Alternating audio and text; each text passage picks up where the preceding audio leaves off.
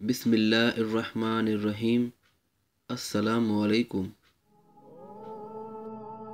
آج میں ہندوستان کی مختصر سی تاریخ بیان کروں گا کہ ہندوستان میں کس طرح لوگ زندگی بسر کرتے تھے۔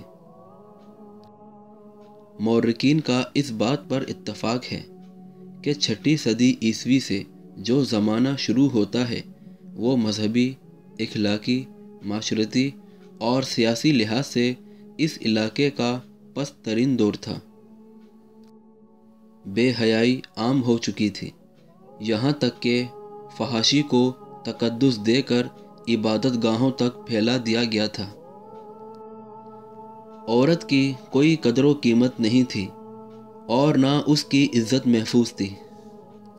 جس عورت کا خاوند فوت ہو جاتا اسے اپنے خاوند کے ساتھ زندہ جلا دینے کی رسم یعنی ستی عام تھی۔ دنیا بھر کے ملکوں میں ہندوستان کو اب بھی یہ امتیازی حیثیت حاصل ہے کہ یہاں کے باشندوں میں ناقابل تسلیم حد تک ذات پات کی مذموم درجہ بندی پائی جاتی ہے،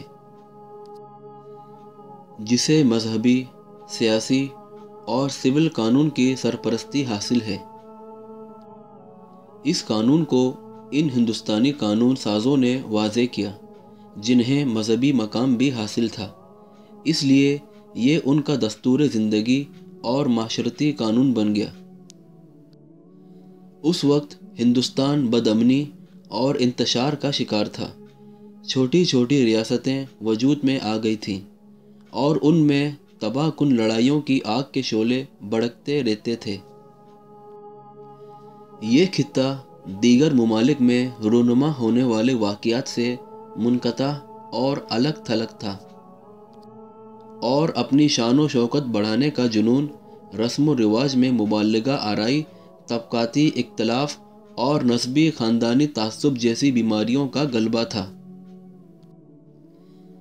ایک بھارتی مورخ جو بھارت کی ایک یونیورسٹی میں تاریخ کے پروفیسر ہیں، یہ ہندوستان میں اسلام کی آمد سے پہلے کے زمانے کے بارے میں لکھتے ہیں۔ اہل ہند دنیا سے کٹے ہوئے تھے، اپنے آپ میں مگن تھے، بین الاقوامی حالت کی انہیں کوئی خبر نہ تھی۔ اس جہالت نے ان کی پوزیشن کو کمزور کر دیا، ان میں جمود پیدا ہو گیا تھا۔ انحطاط و زوال کی علامتیں عام ہونے لگی تھیں، اور اس زمانے کا ادب روح سے خالی تھا، اور یہی حالت فن تعمیر، مصوری اور دیگر فنون لطیفہ کی تھی۔ ہندوستانی معاشرے پر جمود طاری تھا۔ معاشرتی طبقات میں بہت زیادہ تفاوت تھا۔ خاندانوں کے درمیان معیوب قسم کے امتیازات تھے، جیسے کہ بیوہ کو شادی کی اجازت نہ تھی، کھانے پینے کے معاملے میں وہ اپنے آپ پر پابندیاں لگا لیتے اور سختیاں جھیلتے، اور اچھوتوں کو شہر میں رہنے کی اجازت نہ تھی، وہ شہر سے باہر رہتے تھے۔ اہل ہند 4 طبقات میں تقسیم تھے۔ نمبر 1 برہمن، یہ مذہبی لوگ اور مذہبی رہنما ہیں۔ اور نمبر 2 کھتری، یہ سپاہی اور جنگ کرنے والے لوگ ہیں۔ اور نمبر 3 ویشیہ، یہ زراعت سے وابستہ اور تجارت پیشہ لوگ ہیں۔ اور نمبر 4 شودر، یہ خدمتگار لوگ ہیں اور سماج کا سب سے حقیر طبقہ ہے۔ ہندوستان کے نظریے کے مطابق خالق کائنات نے شودروں کو اپنے پاؤں سے پیدا کیا۔ ان کا کام صرف یہ ہے کہ باقی 3 طبقات کی خدمت کریں اور انہیں راحت پہنچائیں۔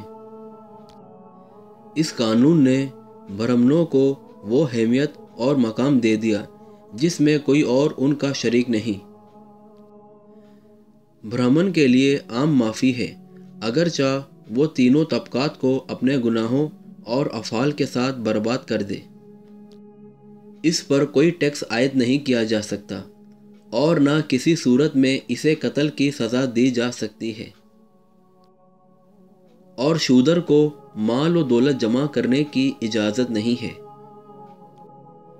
اور نہ وہ کسی برہمن کے ساتھ بیٹھ سکتے ہیں، اور نہ اسے اپنا ہاتھ لگا سکتے ہیں، اور نہ مقدس کتاب کی تعلیم حاصل کر سکتے ہیں۔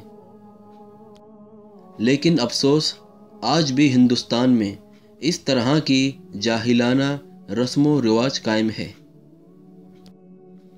یہ تھی ہندوستان کی مختصر سی تاریخ۔